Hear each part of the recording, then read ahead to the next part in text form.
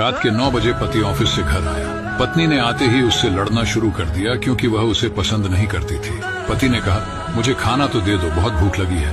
पत्नी बोली, खुद जाकर खा लो, मुझे नींद आ रही है। पति चुपचाप सुनता रहा और पत्नी पूरी रात उससे लड़ती रही। जब सुबह हुई तो पति ने कहा, मुझे नाश्ता तो दे दो। पत्नी ने गुस्से में कहा, मैं तुझसे तंग आ गई हूँ, भगवान करे तू मर जाए। पति कुछ नहीं बोला और चुपचाप ऑफिस चला गया।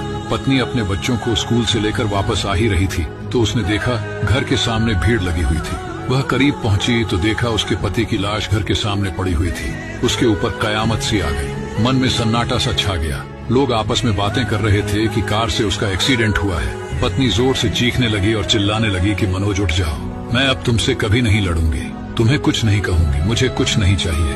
उठो मनोज, तुम्हें भूख लगी थी ना, चलो मैं खाना देती हूँ, मुझे छोड़कर ना जाओ, उठ जाओ। लेकिन मनोज कैसे उठता, इसे तो उसकी बद्दुआ ने मार दिया था। मनोज के जाने के बाद पत्नी को दुनिया के रंग नजर आने लगे, रिश्ते बदलते दिखने लगे, उसके अपने उससे मुंह मोड़ने लगे, दुनिया के लोग उसे गंदी नजरों से देखने लगे। फिर कुछ दिनों में उसे उसका घर भी छीन लिया गया। जो हिस्सा उसका बनता था ससुराल वालों ने उसे दे दिया। पति के मरने के बाद उसे एहसास हुआ कि पति जैसा भी हो, चाहे पसंद का हो या नापसंद का, लेकिन औरत के सर का ताज होता है। अगर सहमत है तो कमेंट में यस जरूर लिखें।